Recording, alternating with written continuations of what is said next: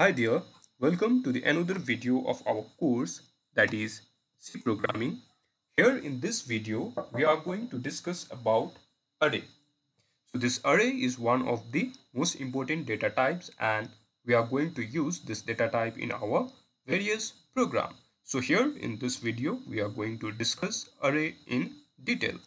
So we have or we can declare array is a fixed sequence of sequenced collections of elements of the same data type. So if you want to store multiple value of similar data type, then we can use array. So and it will store in sequential order, one after another. For example, in your program, you want to store the marks of 5 subjects of a student. So it is infeasible to store the marks of individual subjects in a individual variable.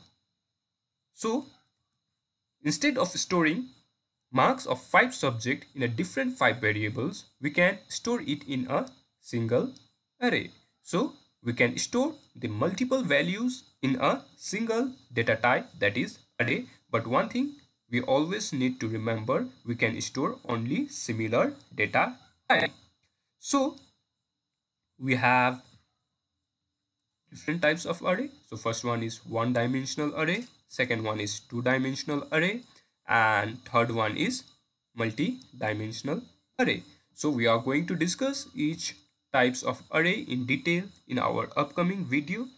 Now here in this video we are going to discuss about one dimensional array. So how we can declare the one dimensional array? So we can declare one dimensional array using this syntax. So first we need to mention the data type, then we need to mention the variable name and the size. So this data type means which type of a data we want to store, either integer, float, character, or which type of a data that we want to store. Here we need to mention using data type, and the variable name means the name of variable where we are going to store those values, and the size means how many elements that we want to store. So we can declare the array using this syntax. First we need to mention data type, then variable name, then size of array. So suppose consider we are going to declare an array called marks, and it is of type integer, and the size of this array is 10. So these array marks can store 10 values of integer type. Similarly, if you want to declare a array float array, that is height, and the size of this array is 10. So this float array height can store 10 floating point values. Similarly, we can declare the character array, and the size of this array is 5 and the name is grade. So using this grade array of character, we can store 5 character in this array grade. So this is how we can declare array of different data types. But in array we can store only similar data types. So in array we can store only integer. In an integer type array we can store only integer. In float we can store only float values, and in character array we can store only character. Now we are going to see the example, and here in this example we are going to declare an array and we are going to initialize the value during compile time.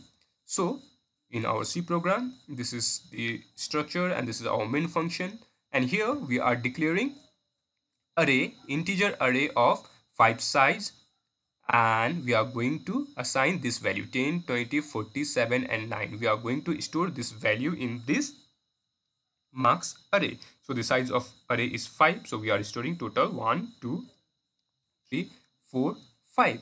And when we declare the array in a C programming, the compiler will reserve the block of memory equal to the size of array. So here the size of array is 5, and the compiler will reserve the 5 blocks of memory.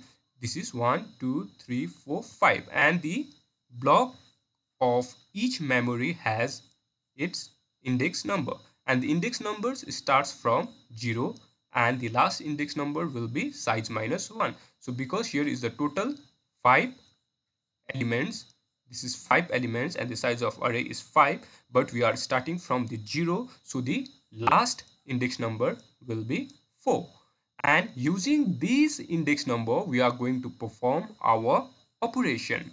And here the size of array is 5 and the total number of blocks will be allocated by the compiler is will allocate by the compiler, and the size of this block is depend upon the data type. So the integer in C, the size of integer is 1 byte and the size of each block is equal to 1 byte because the marks is integer value, integer array, and so this is the size of this single block is 1. Similarly, the size of this single block is 1. So total we have 5 elements and the size of these total block of memory will be 5, and our index number start from 0, 1, 2, 3 and 4. So using this index number we are going to perform our operation, and here we are storing 5 values. So this 10 will be stored on this first index number, that is 10. So this is our first value 10 and it will store on our first index number, that is 0, and this 20 will store on the index number 1, this 40 will store on the index number 2, this 7 will store on index number 3, and this 9 will store on the index number 4. So this is how we can declare array, or we can initialize the value during compile time. And suppose we want to print the value of array, then we can use this index number. To print the value or to perform any operation, we need to use this index number. So here we are printing the value percentile D marks at 0. So we are going to print the value which are present in index number 0. So the value present in index number 0 is 10. So this is our index number 0 and the value is 10. So this statement will print the value 10. And now consider again we are going to print the value, this is S marks. So print the value percentile D marks at 4. So at the array and array marks and the index number is 4. So we are going to print the value at index number 4. So this is 9. So value at index number is 9. So this is our index number and the value is 9. So it will print, this statement will print the value 9. So this is 9. So this is how we can initialize the values in an array during compile time. And we can also, sorry, let me erase this first. So this was my previous videos. Let me erase this first.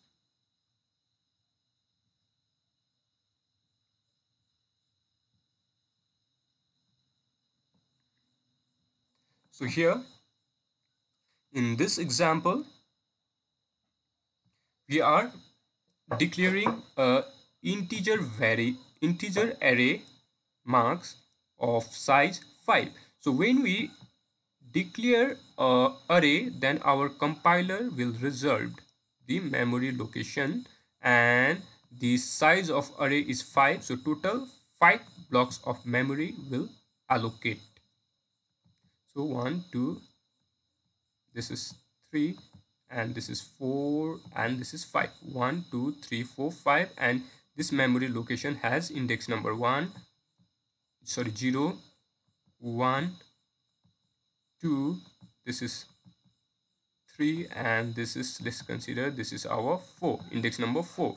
And here we are declaring the variable int, and in this example we are going to use, or we are going to initialize the value during run time using loops. So here we are printing the message enter 5 number. So after saying this message, the user will enter 5 numbers in one after another. So here we are going to use for loop to read those 5 numbers, and we are going to store these 5 numbers into our array called marks. So consider, so first time the value of I is 0, so our value of I is how much? Initially our value of I is 0, so this is 0, this is our I, and the value of I is 0, and 0 is less than 5. Our condition became true, and this scanf statement will execute. And in this scanf statement, we are going to read a values of integer type, and we are going to store it on index number I. So I is 0, so we are going to store the whatever value user entered, and whatever value user will enter, that value we are going to store in index number 0, because the value of I is 0. So marks of I, so marks of 0. So suppose consider user enter the value 2. So the value of I is 0 and user enter the value 2. So this 2 will store on marks of 0 because I is 0. So this 2 will store on index number 0. So again, the value of increment by 1, I plus plus. So the new value of I became 0 plus 1, that is 1. So the new value became 1, and 1 is less than 5. Our condition became true. Then this scanf statement will execute, and in this scanf statement, the marks of value, this is 1. The value of I is 1. So the marks of 1. So the whatever value user entered, whatever value the user will enter, we are going to store in this variable, this marks of 2. So suppose let's consider user enter the value 4. So the marks of I, so value of I is 1. So this 4 will store on marks of 1. So the value 4 will store on our index number 1. Similarly, the value of I is incremented by this statement, I plus plus 1. So the new value of I became 2.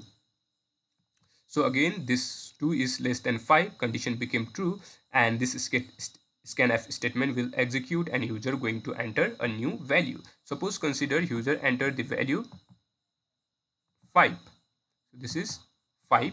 So user going to enter the value 5, and the value of I is 1. So value of I is 2. So the marks of 2. In marks of 2, we are going to store the value 5. So in index number 2, the value 5 will store. And again, the value of I is incremented by 1. So 2 is incremented by 1. So new value of I became 3.